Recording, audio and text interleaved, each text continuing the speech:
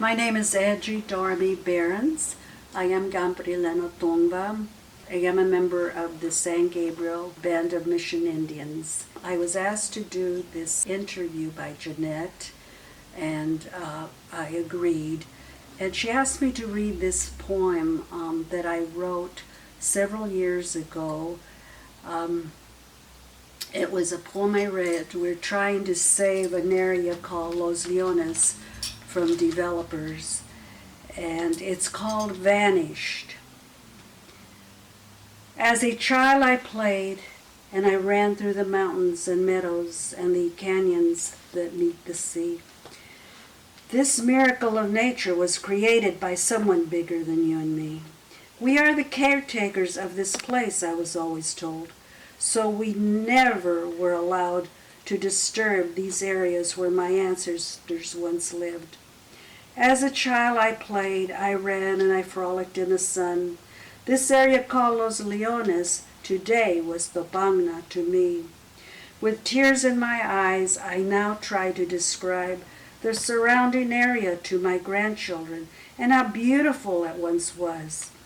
The natural beauty and wonders of my childhood retreat have been destroyed, vanished forever like the wind. Gone is the beauty, gone forever, replaced by monuments to man's insatiable appetite for wealth. Are we not the caretakers of this world, my grandchildren ask? I reply, yes, we are the caretakers of this world. It is up to us to save the beauty which our Creator put here for us to enjoy. For if we lose respect for our lands, then we lose respect for one another. With tears in my eyes, I see what has happened to my once beautiful Gabrieleno nation, vanished forever. And that was written in 1993. I attended University High School in the 50s. And they always had, the University High School had a reunion every year. It was a picnic reunion. And my husband was in the movie business, and he's not from California. I said, Dawn, you have to go to my high school. It has a beautiful area, and you might get a script someday, and you might want to film there. My husband was reluctant to go, but I talked him into it.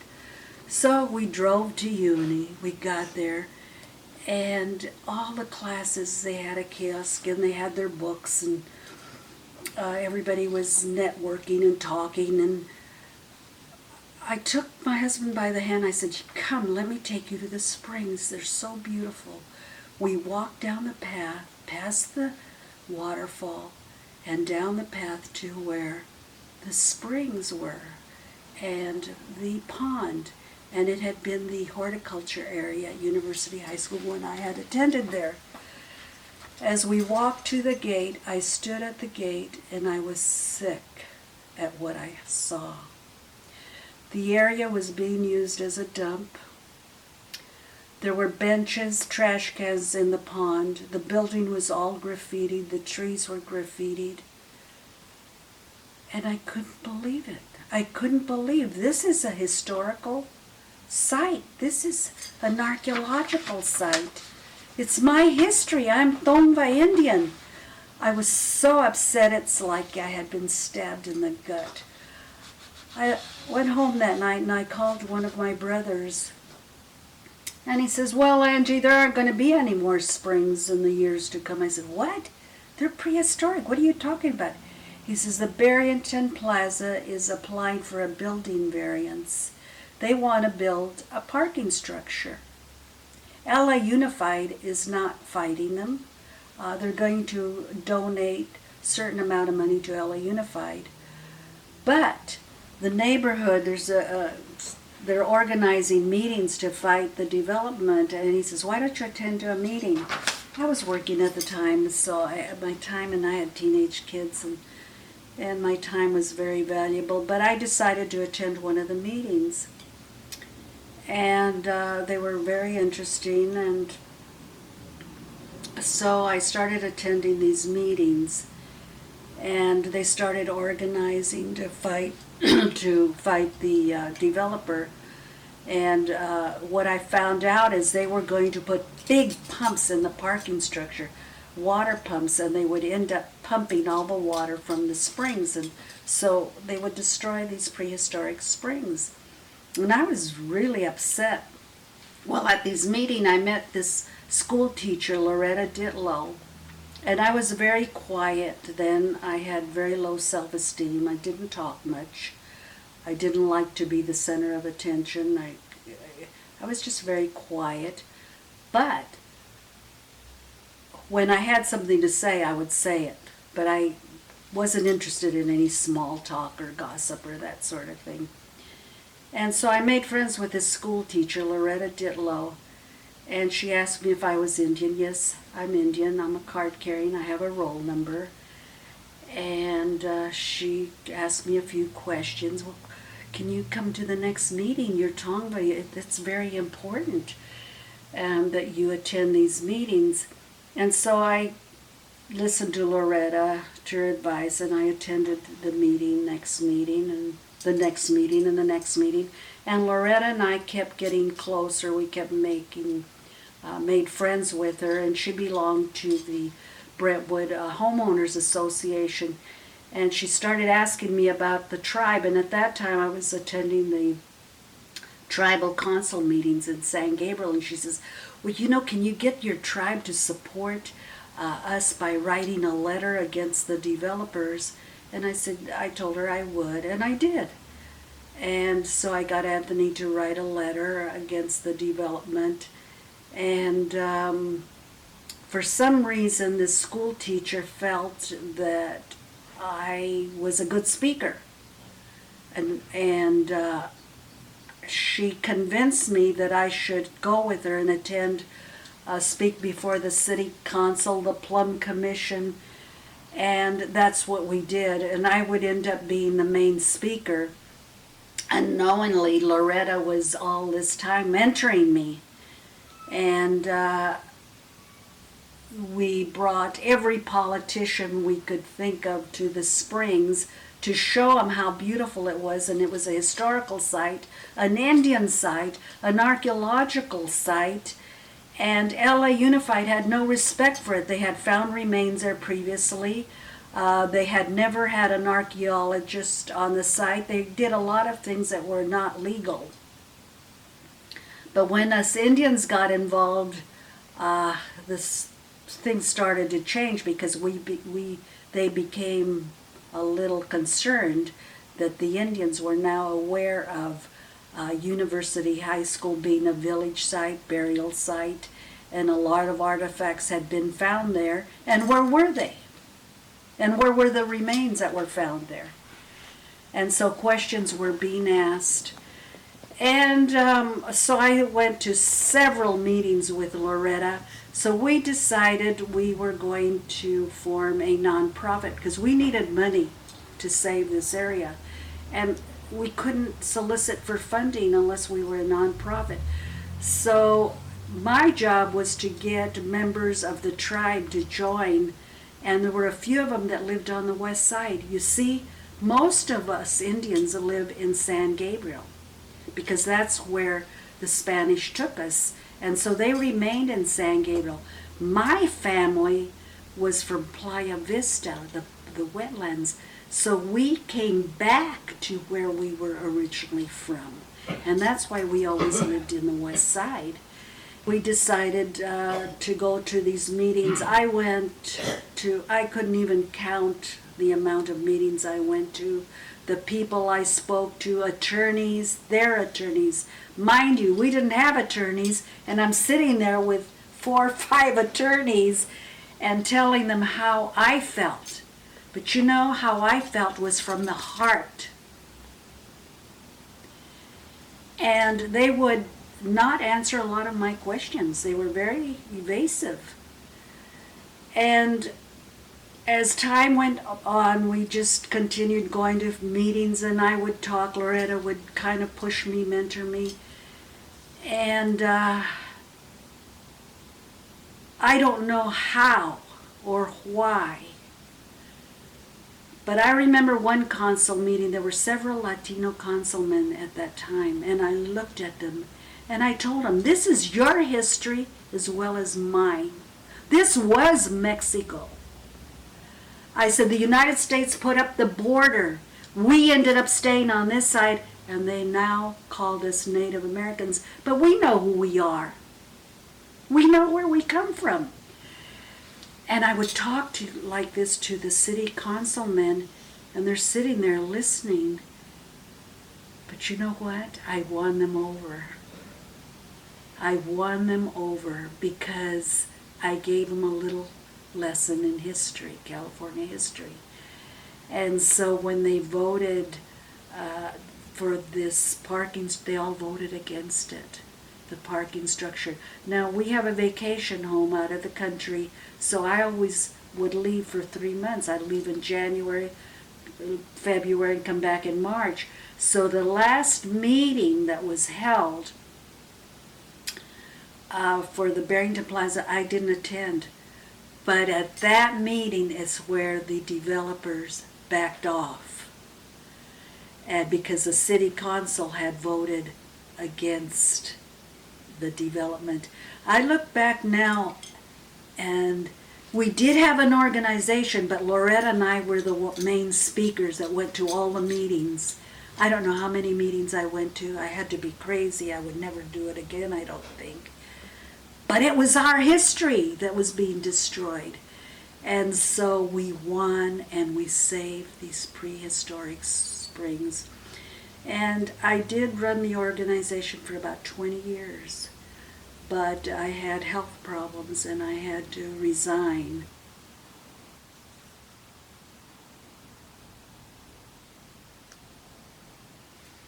When we were fighting the developer, we felt that we needed to get the community to realize that these springs existed, that the village of Kuruvungna existed. And Loretta Ditlow suggested, why don't we have a life before Columbus? And we can get the Indians out here, your tribe out here. We'll ask them if they could come out and support us. And she said, I'll go to the Brentwood Homeowners Association and ask them for support. And so we decided to put on Life Before Columbus. The first Life Before Columbus was kind of sad because we really didn't know what we were doing. I was new at this. I had never been involved in anything before. And so we decided to have Life Before Columbus. And it's amazing the response we got. So then the following year, by that time we had organized, and we decided to form a nonprofit. We really wanted the tribe to be part of Kuruvungna Springs, but because of the politics, we had to get a separate nonprofit number. And so that's what we did. We went on with our nonprofit, and our bylaw said 60% of us had to be Tongva Indians. Now, you can't, when we talk about Tongva Indians, a lot of people think we no longer exist, but we have roll numbers. We are federally recognized by the Bureau of Indian Affairs. And so we do exist. We're still here. But you know what? We were closet Indians for many, many years. We never would say we were Indians. I didn't say anything. Nothing. And so, but things through the years have changed. I've grown older now, and I'm very proud of who I am. I'm very proud of my heritage. My dad is Native American, Californian, Los Angeles Indian, Gabrieleno. My mother's Mexican. And so I feel very proud of my heritage, both my mother's and my father's. So, to make a long story short, so we had Columbus Day, and the second Columbus Day, I applied for a grant as an individual artist. and to the cultural fairs, and I got a $2,000 grant. And with that grant, we put on the second Life Before Columbus. And as it evolved, the following year, then we got it for the nonprofit status, and we got a lot more money, and we were able to put on a bigger event. And the event got bigger and bigger each year, and it was all cultural. It was Life Before Columbus. You had to be an Indian. I don't care if you were a Mexican Indian, if you were an Indian from New York, but all the participants had to be Indians, and the crafts people had to be Indians, and their crafts had to be made by them or somebody of their culture. It couldn't be any Chotsky things made in China. We didn't allow that. We wanted everything to be traditional, and you know what? It worked. And for our food, we would have the Kateri Circle come and sell fry bread. They did that for several years. Then before you know it, we were selling tamales because people wanted food. And so we would sell drinks and tamales and the fry bread. So we didn't care if you were from Mexico or South America, but you had to be traditional Indians. And so it became very successful. It was successful. I ran the organization for 20 years, and a lot of horrible things happened in between that I do not care to talk about. That's in the past. And we have to look at the future and at the positive things that are to come for that area. I left in 2015 because of health problems, and I didn't go back until 3 months ago. And I asked the person in charge if I could volunteer in the museum, and he said, "Oh, we'd love to have you." And that's what I do now. I volunteer the first Saturday of the month. So if you want to know Tongva history, come to the museum and ask questions. We have books for donations. We have t-shirts that I designed, the logo on our t-shirts. And for donations, you can have a beautiful t-shirt. And so things evolved, and now I'm a volunteer, but I was one of the original founders, and it was a lot of hard work. I also published a bulletin for 20 years.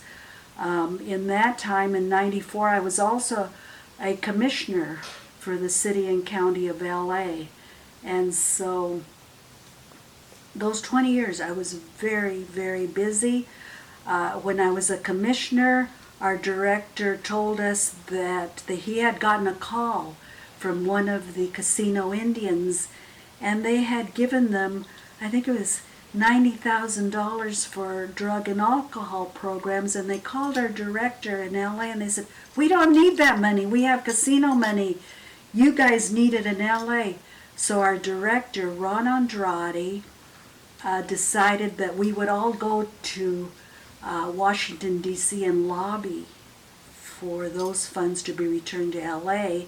And at that time, Clinton had won the election, so we got to go to Clinton's inaugural ball, and which the Indians had. You know, there's a lot of balls going on, and so we lobbied Washington, D.C.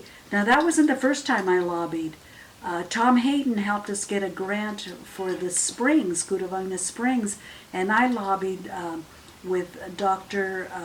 Wallace Cleaves and Nikki Cleaves and the late Martin Alcala. We lobbied Sacramento for funding, and we got that funding also. And the funding for the drug and alcohol for LA, we got it back to LA. And those, I always thanked Ron Andrade because he was a wonderful teacher. And I learned a lot being a commissioner of the city and county of LA. Well, you know, there's a lot of politics involved. We were sued from other bands because they wanted a casino, and they sued our band is our tribe is the main tribe that is actually recognized by the city of County of LA. There are other bands out there, but we call them the Casino Indians. They sued us for my tribe for our packets. Our packets consist of our genealogy. You know, there's baptismal records there's burial records, marriage records from the San Gabriel Mission way back the 1700s, when the Spanish were very good at documenting everything. And there was a Mexican woman, her name was Eulalia Guyan, and she would baptize the Indians with Christian names. So we lost our Indian names, and we were given Christian names and replaced.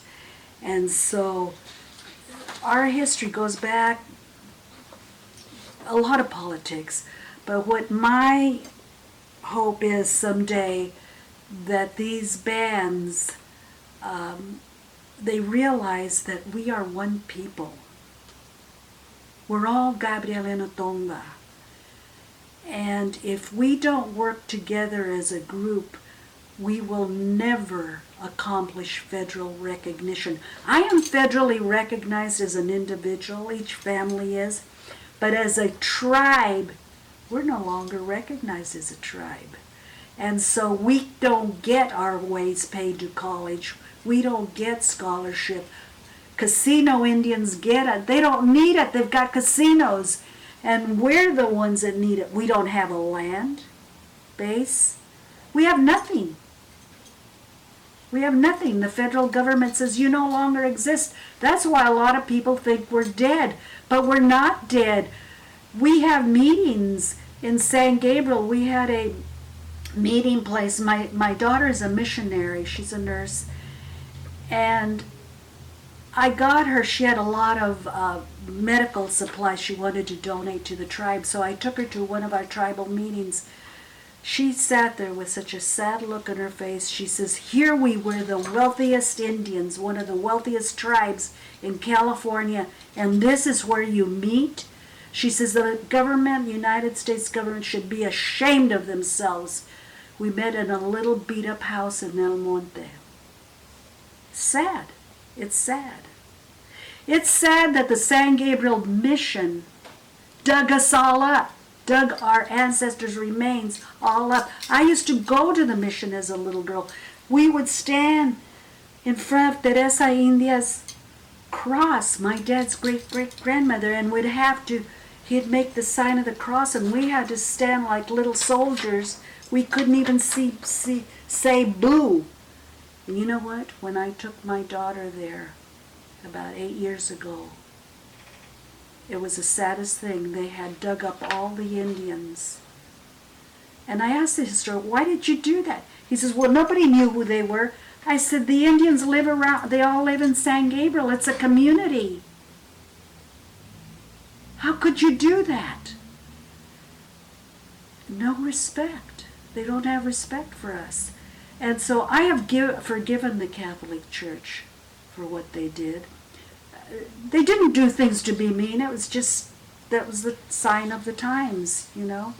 And so I have forgiven them for what went on in the past. But what I would like is someday that we all unite and forget our differences. And because a nation divided is a nation conquered.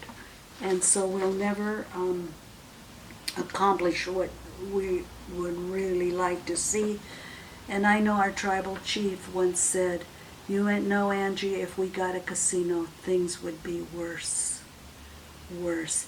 He said, you know, I'm really not for a casino because you don't hear about the politics that the casino tribes have. A lot of politics. And politics are ugly.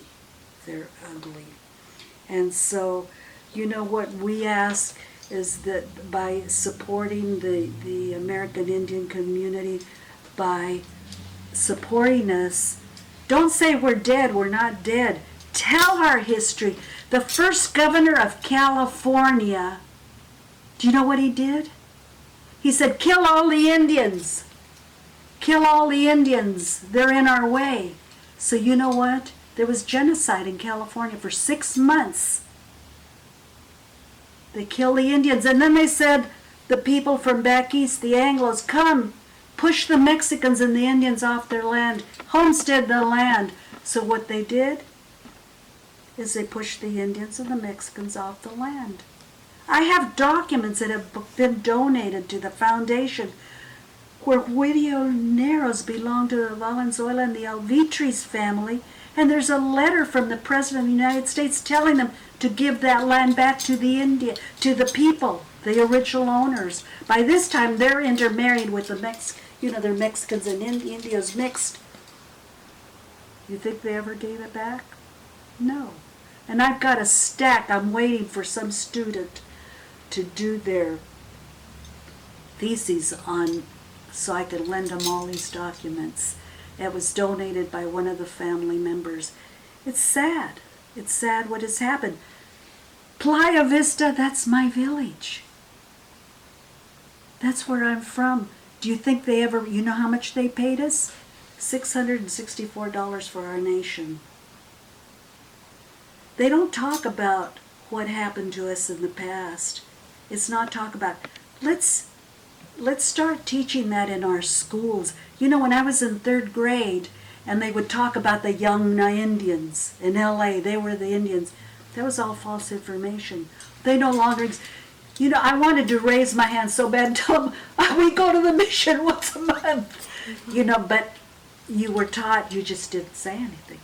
You know, you just didn't say who you were. But today I'm very proud of who I am. We're alive and we're well. And what I would like is to see curriculum teach our history, the true history. The true history.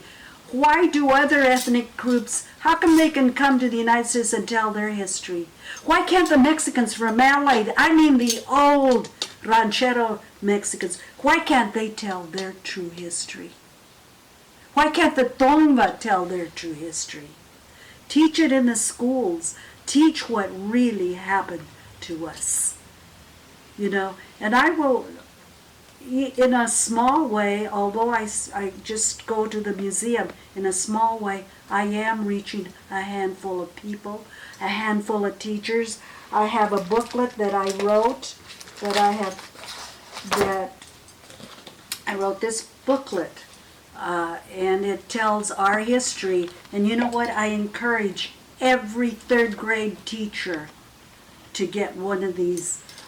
You know, for a donation of $10, I've done all the illustrations in it. I've written about us, and so it's written for third graders. I encourage all teachers. A small booklet, very easy to read for the students, because I feel that our history has been erased, and it hasn't been told. And that's what I would like to see happen. And as far as the community helping us, I think support is what we need. We just need a lot of support. And we have to stop this political infighting. It's got to stop.